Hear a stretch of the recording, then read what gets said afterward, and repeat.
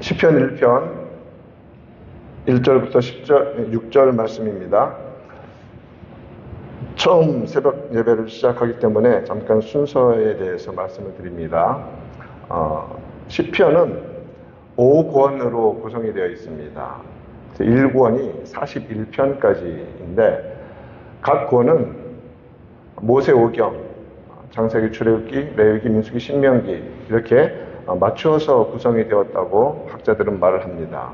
그래서 시편 1편과 창세기를 함께 말씀을 나눌 것입니다. 한 장씩 왔다 갔다 하진 않고요. 10편까지 시편을 우리가 묵상하고 창세기를 시작할 예정입니다. 그래서 너무 급하게 하지 않고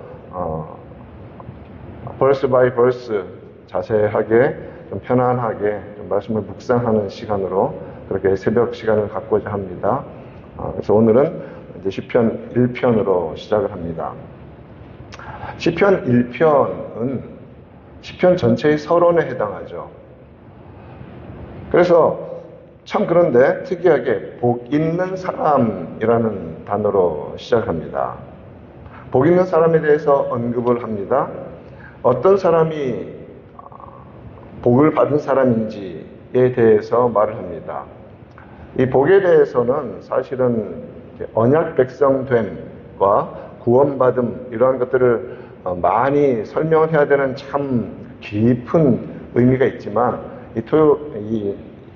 평일 새벽에는 그렇게 너무나 깊이 들어가면 이게 좀 저도 그렇고 여러분들도 그렇고 깊은 잠에 빠질 위험이 있기 때문에 제가 집중해서 묵상한 내용으로 그렇게 같이 나누고 기도하는 시간을 갖도록 하겠습니다.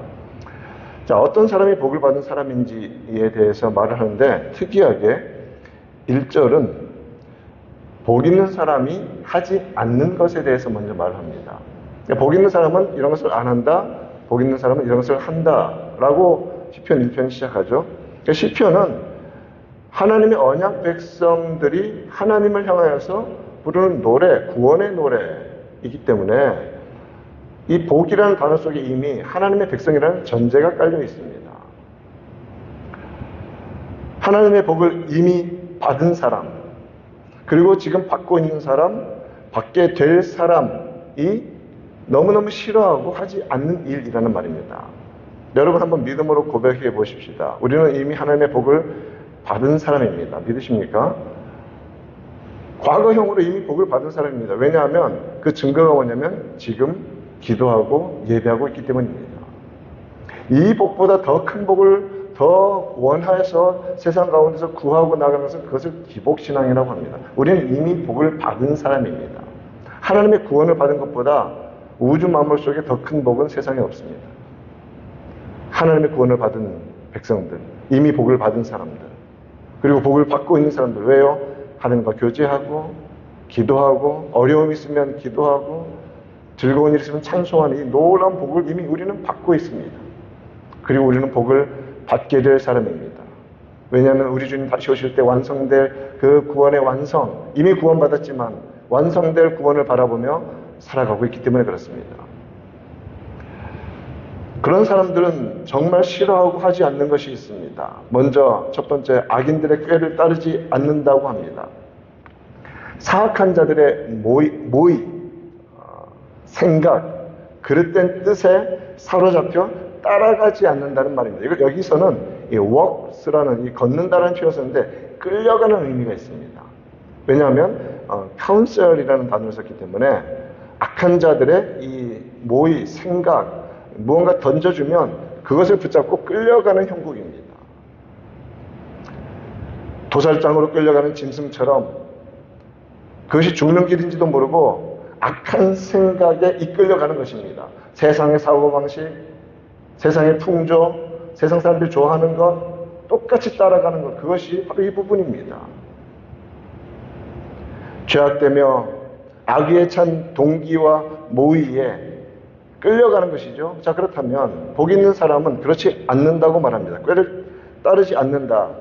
어떻게 해야 그런 허탄한 뜻에 현혹되어서 끌려가지 않을 수가 있습니까? 마음의 중심이 하나님의 뜻으로 채워져야 합니다. 그러니까 마음 중심이 허무한 것으로 채워졌기 때문에 끌려갑니다. 그러나 마음의 중심이 하나님의 뜻으로 굳건하게 딱 채워져 있으면 끌려가지 않습니다. 왜냐하면 무게 중심이 너무나 확고하기 때문에 그렇습니다. 그리고 죄인들의 길에 서지 않습니다. 걸어간다라는 것은 제가 끌려가는 의미가 있다 했죠. 끌려갑니다. 자, 그런데 끌려가다 보면 이 죄의 속성은 무엇이냐면 나도 모르게 이것이 my pace, 내 페이스가 됩니다. 내가 원래 그렇게 살아왔던 사람인 것 같아요. 그래서 그 길을 이제는 자기 발로 걸어갑니다. 그 길에 서 있습니다. 그 길을 가다가 끌려가다가 스탠드라는 말, 이제는 너무나 편안해지는 것입니다. 제가 한 30파운드를 뺀 적이 있었습니다. 그리고 그 상태가 지금입니다. 그런데 30파운드가 제가 이렇게 더 많을 때 경험했던 것이 있습니다. 처음에는 되게 불편했어요. 이 모든 것들이. 그런데 참 신기하게 오래 가지 않더라고요. 조금만 지나니까 고무줄 없는 추리닝이 왜 그렇게 편안하고 좋은지 편안해지는 거예요. 편안해지는 거. 그게 바로 그 죄인들의 길에 서는 겁니다. 편안해. 이제는 내 옷이 됐어요. 그 죄가 내가 됐어요. 악인들은 그렇게 살지만 복 있는 사람은 죄를 자연스럽게 여기지 않는다는 말입니다. 여러분, 죄는 불편해야 합니다. 죄가 편안한 성도는 정말 문제가 심각한 성도입니다. 죄는 불편합니다. 그 자리에 서 있는 것 자체가 우리는 죽을 것 같아야 됩니다. 근데 왜 그게 서 있을까요? 약하니까. 마음은 원이로 돼 육신이 약해. 맨날 제일 좋아하는 구절. 그런데 복 있는 사람은 성도는 불편합니다. 그래서 회개합니다. 그래서 회개하는 거예요. 구체적인 행동을 하는 것을 의미합니다. 그 길은 죄인의 길입니다. 우리의 생각이 바르지 못한 악한 의도에 끌려가면, 세상의 허탄한 사상과 사조와 그런 온갖 유혹에 끌려가다 보면 그 다음은 반드시 그 속에서 함께 서 있는 것이고, 그리고 죄를 범하는 것입니다. 하와가 선악과를 먹지 말아야 한다는 하나님 말씀을 따를 때에는, 그 중심이 있을 때에는 허탄한 길을 따르지 않았습니다. 그런데 사탄의 꿰을 받고 하나님의 말씀을 슬그머니 치워버리고 사탄의 왜곡된 말이 그 중심에 이끌려서 끌고 가자. 카운슬, 그잖아요. 악한 의도잖아요. 끌려가기 시작합니다. 그 다음 뭐합니까? 여러분, 사탄이 선악과를 따서 줬습니까? 먹어 했습니까? 아니요. 자기 스스로 따는 겁니다.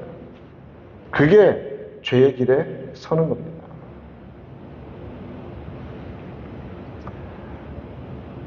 그리고 복 있는 사람은 무엇을 또 안 합니까? 오만한 자들의 자리에 앉지 않는다. 한번 여러분 머릿속으로 생각을 해보시죠.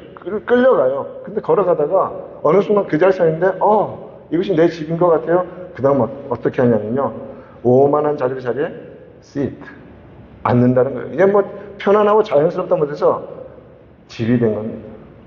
그것이 자신의 아주 자연스럽고 자랑스러운 집이 된 겁니다. 아예 자리를 채우고 앉습니다. 자발적으로 죄를 범하는 단계를 넘어서서 이제는 보세요.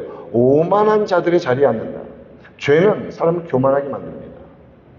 너희가 하나님과 같이 될 것이다. 죄의 핵심은 교만입니다. 그래서 오만한 자의 자리, 교만한 자의 자리에 앉게 됩니다. 그 자리에 앉아서 뭐합니까? 이제는 오히려 남을 꿰는 자가 됩니다. 너도 먹어. 꿰는 자가 되는 거예요. 왜? 그 자리에 앉아서 그 자리에 주인이 되었기 때문에 그렇습니다. 죄를 억지로 짓는 것이 아니라 자연스러운 것을 넘어서서 남을 죄로 끌고 가는 자리에 있는 겁니다. 복 있는 사람은, 언약 백성은, 구원받은 성도는 그렇게 하지 않는다는 말입니다. 그것을 싫어한다는 것입니다. 그렇다면 하나님의 복을 받고 있으며 받을 사람들은 무슨 일을 적극적으로 행합니까? 2절 말씀입니다. 오직 여호와의 율법을 즐거워하여 그 그의 율법을 주야로 묵상하는도다. 이 구절 오래 신앙생활한 사람은 시편 23편과 더불어 1편 정도 다는 못 외워도 1절, 2절 정도는 이게 속에서 움직이는 그런 구절이죠. 여호와의 율법을 즐거워하고 그 율법을 주야로 묵상한다. 자, 이것은 하나님의 말씀을 사랑해야 한다는 강박관념을 의미하지 않습니다. 성도들은 강박관념이 있습니다. 신앙이 무엇이죠? 예, 말씀과 기도입니다 하면서 속으로는 말씀과 기도에 전념하지 못하는 자신을 살짝 치면서 이 치고 있는 자신을 또 자랑스러워하는, 이게 인간 아닙니까? 자, 하나님 말씀을 사랑한다는 것은 강박관념이 아니라 그렇기 때문에 억지로 또 읽으라니까 읽어야지, 쓰라니까 써야지 하는 게 아니라는 말입니다. 왜요? 여기에 가장 먼저 쓴 단어가 즐거워한다는 단어이기 때문에 그렇습니다. 기쁨으로 하지 않으면 그것이 유익이 없는 겁니다. 여러분 말씀이 기쁘십니까? 아멘이죠? 물론 이 가슴은 치고는 있지만 아멘이죠. 왜 믿는 사람은 근본적으로 아멘 하는데 또 이 육신이 약함을 또 이렇게 자꾸 떠올리기 때문에 그렇죠? 그런데 여러분 여기서 우리가 기억해야 할 것이 있습니다. 하나님의 율법, 법을 즐거워한다는 것은 그의 기쁨이, 즉 복 있는 사람의 기쁨은 어디에 있냐면 하나님의 법에 있다라는 그런 의미잖아요. 하나님의 법 속에 기쁨이 있다. 그 말씀만 생각하고 말씀을 펴서 읽기만 해도 기쁨이 넘치는 겁니다. 왜요? 기쁨의 원인이기 때문에. 기쁨을 주는 이유이기 때문에. 그것이 하나님의 말씀이 된다는 것이죠. 그렇기 때문에 오늘은 무슨 말씀을 주실까 하면서 눈 딱 감고 딱 읽혀고 그렇게 성경을 여러분 절대 쓰지 마십시오. 조심하셔야 돼요. 목매달아 죽었더라 그런 얘기 나온단 말입니다. 성경은 점치는 책이 아닙니다. 그것은 아주 믿음이 아주 없는 단계고, 그 다음 두 번째, 성경은 나의 은혜를 얻기 위해서 펴는 책이 아닙니다. 여러분 성경을 읽을 때 절대 내게 은혜 주신 말씀을 찾기 위해 성경 읽지 마십시오. 왜냐하면 모든 구절은 창세기 1장 1절부터 다 은혜가 된 말씀이기 때문에 그렇습니다. 그래서 나의 은혜라는 말이 얼마나 자기 중심적인 것인지 알아야 합니다. 저는 평생 제 속에 있는 그러한 그릇된 내 중심적인 신앙, 그리고 성도들 속에 생길 수 있는 그런 위험들을 참 깨고 싶어하는 그런, 저도 부족하기 때문에 그러한 말씀을 많이 전합니다. 정말 조심해야 할 것. 저는 성경 전치듯이 안 펴요. 내 은혜를 얻기 위해서 펴니다. 그 역시도 살펴보시면 누구의 은혜라고요? 자기 은혜. 자기 중심적이거든요. 신앙은 하나님 중심입니다. 성경 중심입니다. 그래서 신앙은 주시는 대로 받는 것이고 주신 것이 가장 귀한 것이라는 것을 믿고 따라가는 게 신앙입니다. 이 부분은 저하고 계속 훈련할 것입니다. 사람과의 관계에서도 어떤 사람의 말이 좋아요. 그럼 그 말은 잘 듣습니다. 왜요? 그 사람이 좋으니까. 하나님의 말씀, 하나님의 법을 기뻐한다는 것은 근본적으로 하나님을 기뻐한다는 말입니다. 부모님과의 관계에서도 우리 자녀들 자라날 때 우리가 그러한 것처럼 인생에 대한 고민들을 많이 하면서 또 이 상황들 보면서 하면서 껄끄러울 때가 있잖아요. 근데 그때 나타나는 증상 우리 다 알지 않습니까? 말을 듣기 싫어합니다. 그래서 정말 충심을 다해서 조언을 해도 그것을 잔소리라고 말합니다. 그래서 이제 그게 잔소리가 되지만 관계가 좋으면 그 잔이 좋은 소리가 되는 거죠. 좋은 소리냐 잔소리냐 금방이에요. 어디에서? 관계 속에서.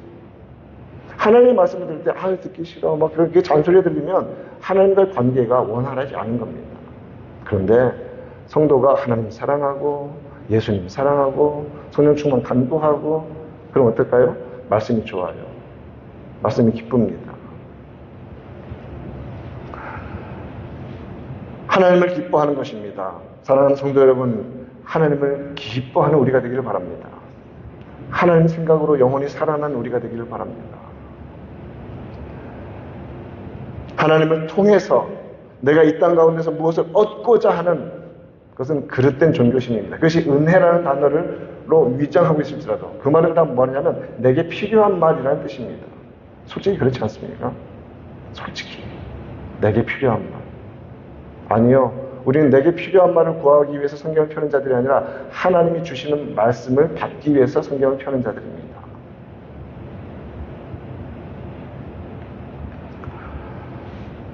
하나님이 너무 좋기 때문에, 하나님이 우리에게 주신 선물, 이 은혜와 구원이 너무 좋기 때문에 말씀을 펴서 안 읽을 수가 없는 것이죠. 하나님을 사랑하고 그의 말씀을 기뻐하고 그 속에서 기쁨을 누리는 자는 반드시 그의 말씀을 묵상합니다. 그것이 오늘 시편 1편에서 계속해서 말하고 있는 것, 율법을 기뻐하고 그의 율법을 주야로 묵상한다. Day and night, 주야로 묵상합니다. 낮과 밤이나 성경책만 그냥 끼고 산다는 의미가 아닙니다. 그 말씀이 내 심령 속에 박혀 있다는 것입니다. 성경 암송 필요합니다. 할 겁니다. 그런 것이 훈련입니다. 말씀이 심령에 새겨져야 합니다. 그래야 묵상하죠. 묵상은 여러분 잘 들으십시오. 공상이나 명상이 아닙니다. 많은 성도들이 잘못 생각하고 있는 것을 묵상을 공상은 아니더라도 명상과 비슷한 정도로 생각합니다. 하나님 말씀을 읽었어요. 그 다음 말씀을 쓱 제쳐놓고 이제 자기 생각을 하기 시작합니다. 말씀으로 시작했지만 말씀을 쓱 놓고 자기의 생각 속에 깊이 빠져드는 것은 묵상이라기보다는 명상에 가깝습니다. 말씀을 붙잡아야 합니다. 말씀을 붙잡아야 합니다. 종교적인 명상은 아무런 객관적인 내용이나 근거가 없이 자기 생각에 빠져들어서 자기 생각으로 무언가 깨달음을 얻고자 영적인 영역을 이해하고 느끼려는 자기 중심적인 노력이거든요. 여러분, 신앙은 자기 중심적이지 않습니다. 끝까지 모든 부분에서 자기를 디나이하는 훈련을 해야 합니다. 묵상은 어떻게 되는가? 묵상은 객관적인 진리인 성경 말씀을 생각하는 게 묵상입니다. 여러분 꼭 기억하십시오. 객관적인 진리, 기록된 말씀인 성경을 생각하고 그 말씀을 생각하는 겁니다. 그것이 묵상입니다. 그렇기 때문에 성경을 읽지 않고 말씀에 대해서 무관심하지 않으면서 나는 영적인 사람이야 생각을 많이 한다? 조심해야 합니다. 왜냐하면 객관적인 진리에 집중하지 아니하고 내 생각 속에 자꾸 빠져들고 하면 마귀의 밥이 될 수 있습니다. 마귀가 제일 좋아하는 게 말씀 멀리하면서 생각 많이 하는 사람들. 정말 조심해야 합니다. 말씀을 생각해야 합니다. 그것이 묵상입니다. 그러면 마귀는 절대 틈타지 못합니다. 근처도 못 옵니다. 말씀을 묵상해야 합니다. 말씀을 생각해야 합니다. 분명한 내용이 있습니다. 진리 성경 말씀을 언제나 앞서고 그 생각의 중심에 있습니다. 그러므로 여러분, 묵상하는 자는 자기 생각에 빠지지 않습니다. 말씀에 빠집니다. 그래서 그 말씀 속에서 인도함을 받고 말씀 속에서 가르쳐 주시는 그 길을 따라갑니다. 그것이 묵상입니다. 그럼으로써 하나님께서 어떤 분이시며 그 어떤 구원의 일을 행하시는지 깊이 마음을 다하여 집중하며 감사합니다. 그리고 그 내용으로 고백하며 말씀 가지고 기도합니다. 말씀을 가지고 기도합니다. 왜요? 말씀을 계속 생각하니까 그 말씀이 나의 기도가 되는 것입니다. 오늘 시편 1편이 우리의 기도가 되기를 바랍니다. 말씀으로 기도하는 겁니다. 하나님을 사랑하고 말씀을 깊이 생각하는 자는 그의 뜻을 따르고 선한 길에 서며 겸손한 순종의 길을 가게 됩니다. 그리하면 시냇가에 심은 나무처럼 형통한 삶을 삽니다. 여러분, 형통한 삶을 먼저 점핑하지 마십시오. 말씀을 묵상해야 합니다. 하나님을 사랑해야 합니다. 그러면 농부가 잘 가꾸면 자연스럽게 좋은 열매가 맺히듯이 형통한 삶은 그냥 덤으로 따라오는 겁니다. 오늘 첫 새벽 설교라 제가 조금 자세하게 길게 했습니다. 이렇게 항상 길진 않으니까 여러분 새벽 시간에 와서 말씀 집중하고 그 짧은 말씀으로 깊이 기도하는 은혜가 우리 헌스빌 한인장로교회 위에 앞으로 계속해서 풍성히 넘치기를 우리 구주 예수님의 이름으로 축원드립니다.